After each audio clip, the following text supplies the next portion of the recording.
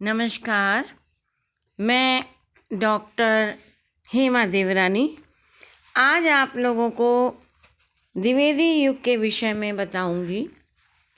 देखिए, द्विवेदी युग का जो समय है वो लगभग 1903 से लेके 1918 तक माना गया है और द्विवेदी युग का जो प्रतिनिधि कवि है वो मैथिली शरण गुप्त हैं।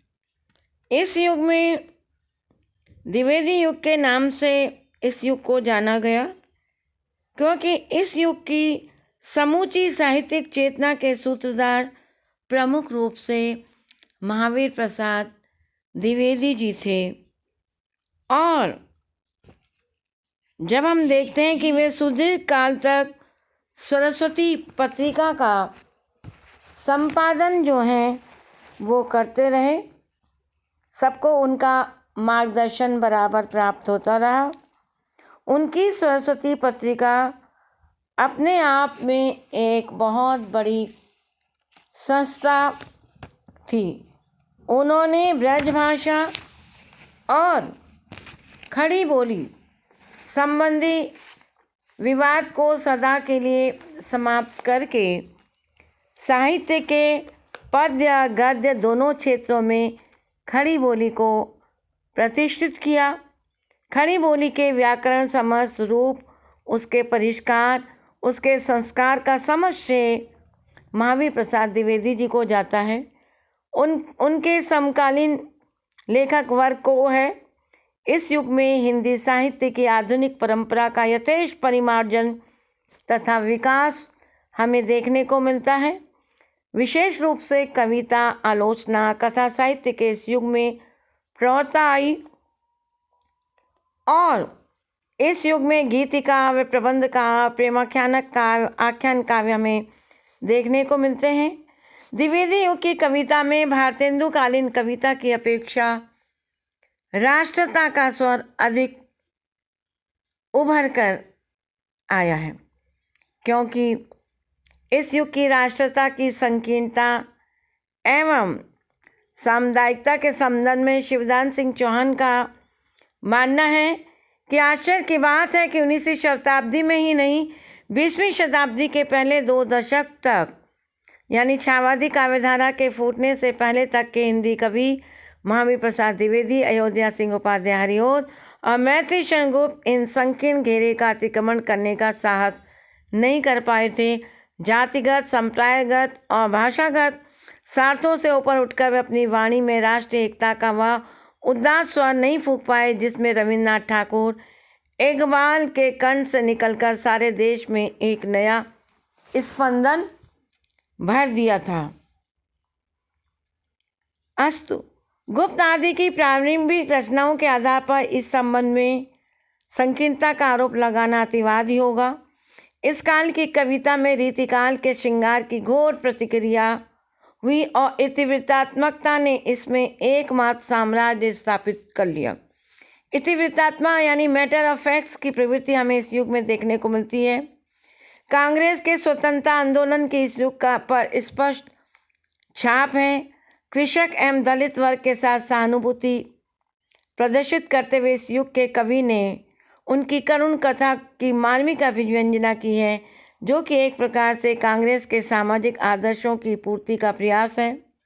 विज्ञान युग की बौद्धिकता और संदेहवाद को भी इस युग की कविता पर प्रभाव देखने को मिलता है। साहित्य में प्राचीन धार्मिक रूढ़ियों का खंडन तथा नवीन मूल्यों का अंकन हुआ है। गुप्त और हरिओद के रामकृष्ण समाज सुधारक मानव के रूप में उपस्थित होते हुए हमें दृष्टिगोचर होते हैं। नारी के उचित, समादार और समान अधिकारों की जो व्यंजना इस युग में हुई है वह अन्यत्र नहीं। सामाजिक राजनीतिक क्षेत्र में क्रांति हुई, उसका भी इस युग के साहित्य में मूर्तिमान प्रतिफलित हुआ है। गुप्त के साकेत की उर्मिला ससैन्य आताई पर टूट पड़ने के लिए तैयार हो जाती है। हरिओत के प्रिय प्रवास की राधा, आदर्श त्यागमयी और समाज सुधार आर्य में इस प्रकार से 70 रथ है। गुप्त की यशोधरा में इस युग की नारी के अधिकारों की ओर भी तड़प हमें दिखाई देती है। प्रायः इस युग के साहित्य पर इतिवृत्तात्मक शैली की नीरसता का आरोप लगाया जाता है, किंतु उपाध्याय, गुप्त, गया प्रसाद शुक्ल सनेही ने अपवाद उन्होंने निश्चित रूप से इसका चित्रण किया है। काव्य क्षेत्र में द्विवेदी युग के कवि किसी वाद में बंधकर नहीं चले हैं। गांधीवाद का इनकी विचारधारा पर सर्वाधिक प्रभाव पड़ा है।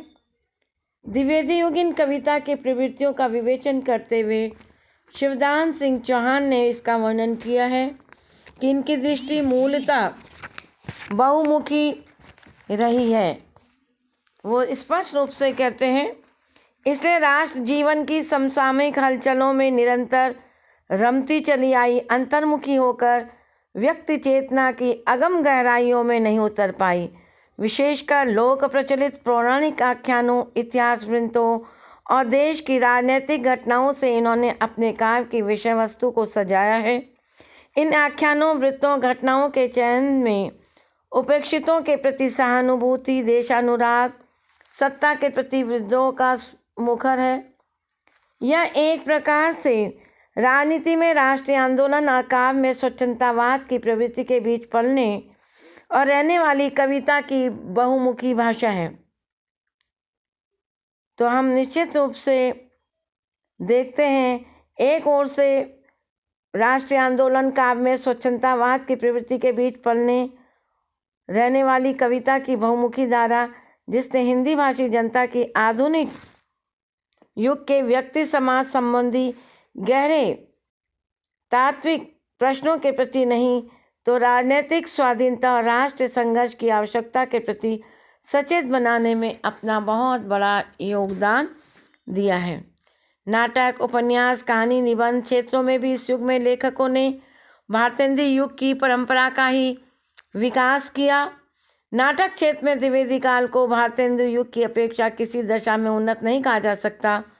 भारतेंदु के बाद प्रसाद से पहले तक किसी नाटक परंपरा का निर्माण न हो सका। इस काल के बीच बंगला, संस्कृत, अंग्रेजी नाटकों का मात्र अनुवाद ही होता है।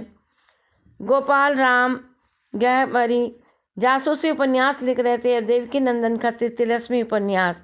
इस काल में किशोरीलाल गोस्वामी ने अनेक ऐतिहासिक तथा सामाजिक उपन्यास लिखे, किंतु इन रचनाओं में सूक्ष्म मनोविज्ञान, चरित्र चित्रण आदि में भी वो बहुत उन्नत और प्रौढ़ता की गुंजाइश नहीं थी। द्विवेदी युग में आलोचना का संतोषजनक विकास हुआ। द्विवेदी जी एक अच्छे संपादक, आलोचक, निबंध लेखक और कवि थे। उन्होंने संस्कृत कवियों पर अच्छी आलोचनाएं की। हिंदी की सरस्वती पत्रिका में नई पुस्तकों की वो निश्चित रूप से आलोचना किया करते थे।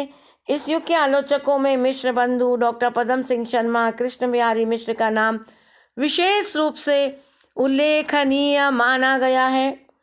हिंदी आलोचना को आधुनिक रूप ले जाने का काफ़ी कुछ श्रेय इस युग के लेखकों है। द्विवेदी युग वस्तुतः गद्य का युग है। उसमें 20 कवियों की प्रेरणा की जो हिंदी का श्रृंगार है, किंतु इस युग के महारथी गद्य के रूप में निखारने और संवारने में लग गए। द्विवेदी जी ने बंगला की कल्पना प्रधान शैली की अपेक्षा मराठी की इतिवृत्तात्मक पद्धति को अधिक आश्रय दिया। इस युग के लेखक इतिवृत्तात्मकता में रमे। लगता है इसमें कल्पना और भावना में ऊंची उड़ान भरने की क्षमता ही नहीं थी। भारतेंदु युग की तुलना में इन लेखकों ने अपनी कला का श्रृंगार भी किया, किंतु फिर भी अनेक भावों, अनुभूति, कल्पना में गहराई, गंभीरता की कमी रही। यह भी छायावाद ने पूरी की। भाषा का परिमार्जन, परिष्कार अवश्य इस युग में हुआ। जो रास्ता आधुनिक हिंदी साहित्य में भारतेंदु काल ने पकड़ा, उस पर द्विवेदी ने हमें आगे बढ़ाया। साहित्य के विविध रूपों का विकास और प्रस्फुटन इस युग में हुआ, किंतु लक्ष्य अभी भी दूर था। निसंदेह खड़ी बोली में सुस्पष्टता, मधुरता, व्यंजनता में गंभीरता और कोमलता आदि गुण तो मिले।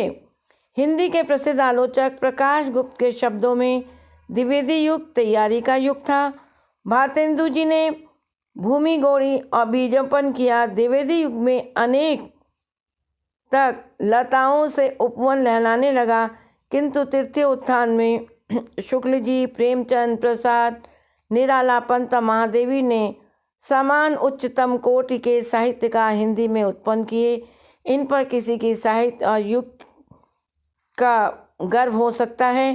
द्विवेदी युग उस अस्त्र को चमका रहा था जो पैना कर रहा था, जिसका तीसरी पीढ़ी और कलाकारों ने कुशल हाथों से प्रयोग किया। हिंदी आधुनिक साहित्यिक शैली का निर्माण हो चुका था। अनेक उत्कृष्ट कलात्मक प्रयास हो रहे थे। इस प्रकार से हिंदी ने अपनी जातीय विशेषताओं के अनुरूप अंग्रेजी साहित्य की स्पष्ट भाव व्यंजना, बंगला की सरलता, मधुरता, मराठी की गंभीरता और उर्दू का प्रवाह ग्रहण किया। तो इस प्रकार से जब हम द्विवेदी युग की चर्चा करते हैं तो हमें सबसे पहली विशेषता द्विवेदी युग में देखने को मिलती है, वो है राष्ट्रीयता का बोध। यानी आधुनिक काल की जो बहुत एक प्रमुख विशेषता के रूप में हम देख रहे हैं द्विवेदी युग में, वो राष्ट्रीयता का बोध है। यानी भूमि, यहाँ की जन संस्कृति, यहाँ की राजनीतिक संस्कृति, सामाजिक, राजनीतिक और भौगोलिक रूप से इन तीनों का समन्वय राष्ट्र के स्वरूप का निर्माण करता है। इस प्रकार से इस देश के प्रति प्रेम, इस मिट्टी के प्रति लगाव की भावना राष्ट्रीयता की द्योतक है। द्विवेदी युगीन कवि बराबर कहते हैं, गुप्त कहते हैं, भूलोक का गौरव संसार का कहाँ है। यदि इस संपूर्ण संसार का गौरव स्थान कहाँ है तो वो भारतवर्ष को बनाते हैं। यहाँ के निवासी आर्य हैं। इस भारत भूमि को संसार की श्रेष्ठतम भूमि के रूप में आंकते हैं। वेदों में भी कहा है, माता भूमि पुत्रो अहम पृथिव्याम। ये भारत माता हमारी माँ है और हम इस माँ के क्या हैं, पुत्र हैं। तो जो राष्ट्रीयता का बोध है वो हमें द्विवेदी युगीन कविता में खूब देखने को परिलक्षित होता है। मैथिली शरण गुप्त, भारत भारती में बराबर उनकी कविताओं में राष्ट्रीयता की अनुगूंज हमें सुनाई देती है। दूसरी विशेषता प्रकृति चित्रण। प्रकृति का बड़ा परंपरा से चला आ रहा प्रकृति का चित्रण हमें देखने को परिलक्षित होता है। जैसे चारु चंद्र की चंचल किरणें खेल रही थी जल थल में। तो स्पष्ट रूप से बड़ा कलात्मक प्रकृति चित्रण यहाँ हमें देखने को मिला है। तीसरी विशेषता जब हम इस युग में देखते हैं तो हमें वीरा की प्रधानता की भावना भी इस युग में देखने को परिलक्षित होती है कि जिस प्रकार से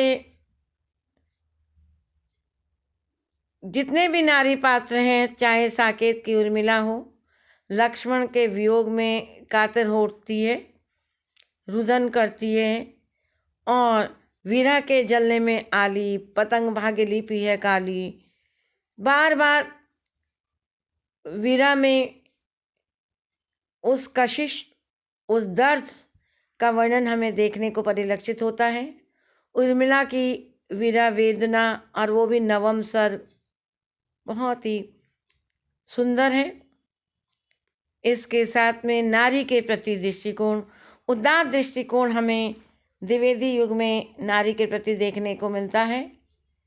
एक नहीं दो दो मात्राएं, नर से भारी है नारी। तो नारी का यह रूप द्विवेदी युग में देखने को हम सबको मिलता है। और बार बार द्विवेदी जी कहते हैं, हम कौन थे, क्या हो गए, क्या होंगे अभी, आओ विचारे मिलकर ये समस्याएं कभी। परिनिष्ठित खड़ी बोली का रूप इस युग में देखने को मिलता है।